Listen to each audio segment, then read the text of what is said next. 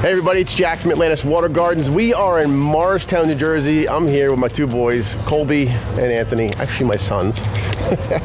We're doing another project together. We are gonna be building a 14 by 20 pond, beautiful waterfall, some patio work. It's gonna be awesome back here.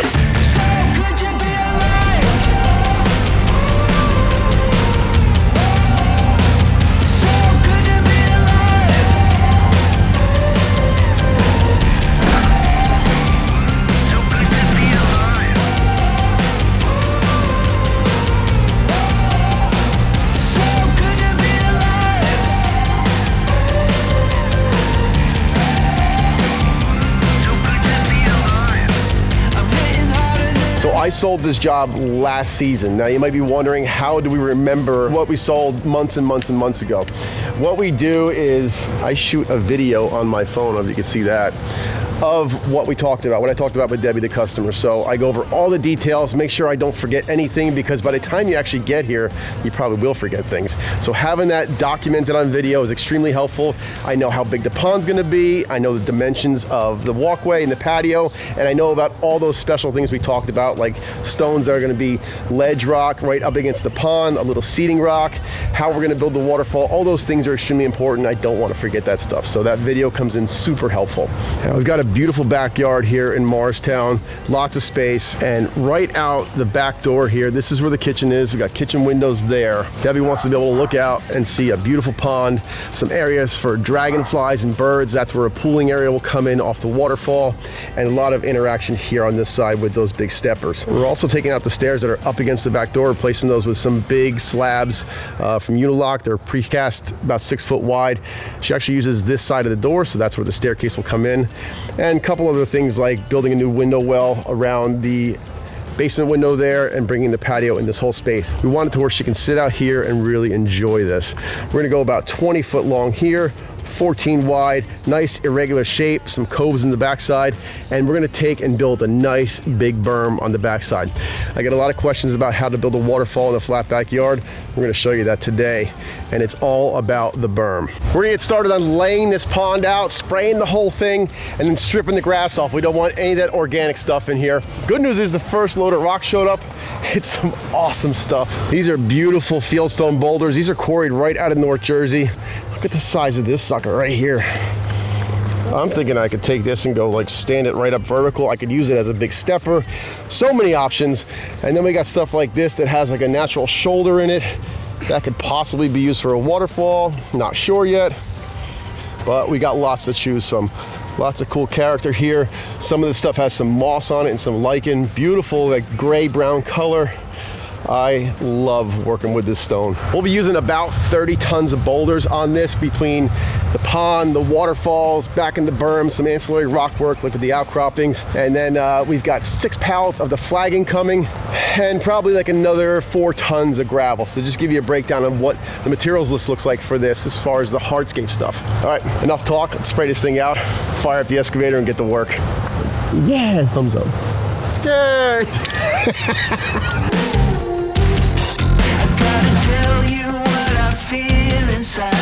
I feel so good. I got breath in my lungs.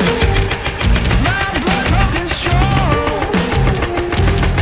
I gotta tell you what I feel inside. I feel so good.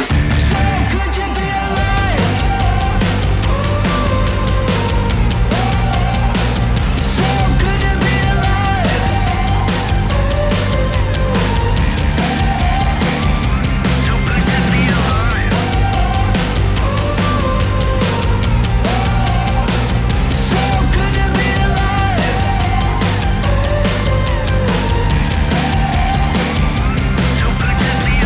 It's a great feeling when we finally get our new liner in. We got a whole bunch of rock pad under this, so that way all those little rocks don't puncture our liner. Over here in our intake, we're gonna actually seam a piece of liner together. So this is a 25 by 30 for the pond liner, and for the intake, we're gonna do a 15 by 15. We're gonna take a board, stretch it across, so that we have a nice flat surface. We're gonna clean off both pieces of liner, and we're gonna actually put a piece of double-sided tape that's about 6 inches wide down the whole side here, so that way we can ensure none of that water can escape through that seam. And then we're going to put another piece of cover tape over the top to really give it that waterproof seal. I fully agree with you, Ant. It is a good feeling when you get the liner in, right? That means like we're ready to start rocking this baby. And what we'll do actually is on top of this liner, we're going to put a whole nother layer of fabric. We want to protect this really well. We've got some really big boulders going into this pond. We don't want to take any chances. So we always go with the rock pad underneath and then on top as well to make sure that we're not back here fixing any holes, right? I mean, that's everybody's worst fear when they're building the pond is, oh man, what if there's a hole? What am I gonna do? Tell you what, just get it out of the way in the beginning. Just protect your liner. Use the rock pad, double up if you have to. If you got bad conditions, always use more fabric than you think you need. I know it's gonna be expensive, but it's way more expensive to come pull the rocks out of this thing to fix a hole. I am having a fantastic time working with my boys. They got all the demolition done on that staircase, got the old patio stepping stones ripped out. We got this thing excavated, lined. I'd say it's pretty good for day one. See you tomorrow. Man, what a glorious day. It's beautiful out here. Perfect time to start picking out some rocks. Anthony's gonna get started with cutting up some rock pads. So what we do is we'll take our fabric, roll out sections maybe 5 feet long, cut them off, and then cut it into maybe 3 or 4 pieces. That's just gonna be pieces of padding to go underneath these boulders. We'll put those inside the pond in the spots where we actually wanna put the rocks. So if we're gonna put one there, we'll load that up with some fabric, set our rock, and this way it's protected. We don't have to worry about the rock being a problem on top of the liner, especially when you got guys like this. This monster here, probably every bit of 2,000 pounds. It's a big one. I got a couple options here. I can stand it up this way and use this little cutout for a waterfall. The thing I don't like about this one, if it stands up straight and I have that flat on top, it's gonna be sloping forward. I don't like having waterfalls like that because it just kind of shoots off. Looks weird, it's not my favorite. But I can stand it up the other way and I got a nice flat top here to work with. If I do that, I can actually come inside here with a frame and then come inside here with a frame and make this a nice big waterfall. I think that might look cool. So what I'll do is I'll measure this. I want to see what the height is. I'll go down to my pond where the waterfall is going to come in, which is right over here, and I'll see where that puts me as far as elevation behind. So if I have to really build that up a lot, it's going to be harder to make my pooling area because then I've got to take that elevation all the way out here and all the way out there. Not that I wouldn't do it, we'll just see how it goes. But that's really the science to it, if there's any science, is pick something you like, you think it's gonna work, strap it up and you give it a shot. If you've watched me talk about rockwork before and setting rocks, the first one you know is probably the most important one. That's the one that's gonna set the tone for the job. We're starting with this big guy. If I get that in and I really like it and I can find ones that are gonna flank it and look good, then I'm gonna find several other key spots in the pond to use those big boulders because I want to carry that theme throughout the whole project. What I don't want to do is have a pond where it's all just big giant rocks around. It closes the whole thing in and you lose its shape, right? We got all these beautiful curves going in and out. If I line that all with big rocks, things starting to straighten out and flatten out. So there's going to be areas where I'll put those big rocks, usually on those inside turns to kind of accentuate that curve, and on the outside we'll go smaller so it really pushes it out and keeps that whole nice shape going. Not much left to do now except for strap it up and see if it works.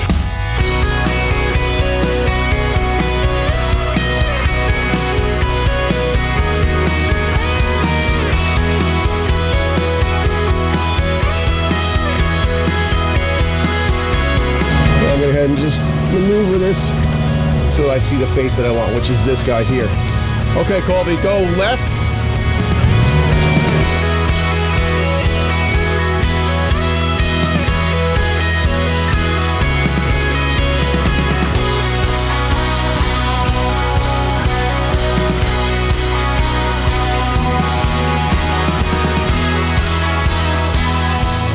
I like the way it looks, but like I was saying before, see how tall it is and see how the earth drops off here? I'm gonna have to build this whole area up in here if I want to use this. And I kind of want to use it, so that's what I'm gonna have to do.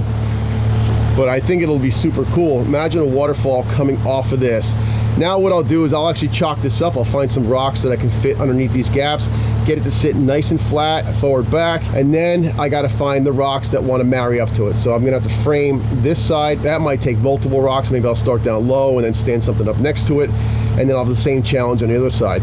The thing is, this is sitting in 3 feet of water here. So in reality, you might be looking at like a 14, 16-inch drop, which will be super cool. And that's kind of how it starts. It's that easy, right? All you gotta do is do that about 50 more times and you got yourself a pond.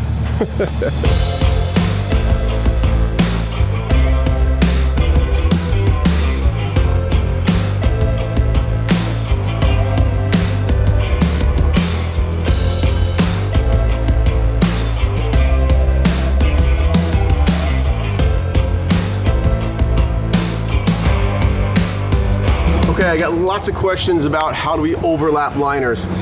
These are the rocks that are going to make up the waterfall coming into the pond. Behind this, there's going to be a pooling area, and then the start of the waterfall where we're going to put the biofalls. This is the pond liner. Right now, it comes up onto the earth. This area right here is a good foot above our water level. What we're going to do is we're going to take another piece of liner, and we're going to drop it down behind all these rocks. So over here, we're actually have to dig a little bit so we can get the liner down behind this rock, all the way behind all these rocks. We're going to drop a liner in here, then we're going to fold the whole thing over. So we'll fold that top liner over, then we'll pull this one up behind it along with our fabric, and then we're going to backfill this whole area with dirt, locking those two liners together. So essentially what's happening is we're creating like a shingle effect where this liner is up underneath, the other waterfall liner comes down into the pond, so any water that makes it behind the rocks returns back into the pond liners, encapsulating the whole system. This is super simple to do if you've got enough of a drop in elevation. So here we've got more than a foot of drop, so it's plenty. But if it was close, like 5 or 6 inches, I probably would seam this. Being that we've got well over a foot, we're good to go for an overlap.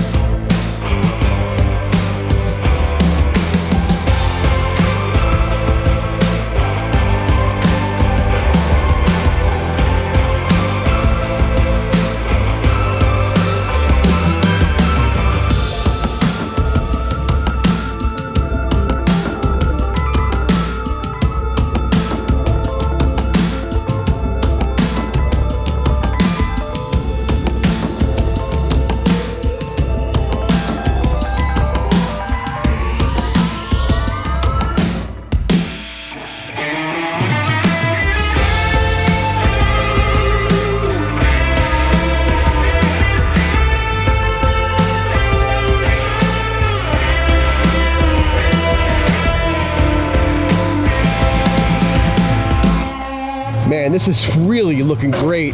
These are those waterfall stones we started with. That's the very first rock that went in. See where the level is? Water is going to be spilling off of there. We're also going to get water to come around the side and shoot down in front of it. One of our signature type waterfalls. Flanked it with that huge one on the left, and I love this one that we got on the right hand side, how it slopes in and meets just underneath that notch, almost like it was meant to be there. Locked everything on this side with this big guy right here. It's kind of sloped back. It's an interesting look. We're going to get a big flat rock in behind it just to tie it all together. Pond's really starting to take shape. Got a ton of rockwork in. Love this one. Big flat one out on the peninsula here. This guy here is going to frame out what's going to be a stacked slate wall inside the water. We have some lights built into it. The patio come out right over it. That's going to be such an awesome spot. And then we'll come off the backside of this with a big seat rock. Debbie can come out here, hang out, check out the whole pond right down to 3 feet deep right here.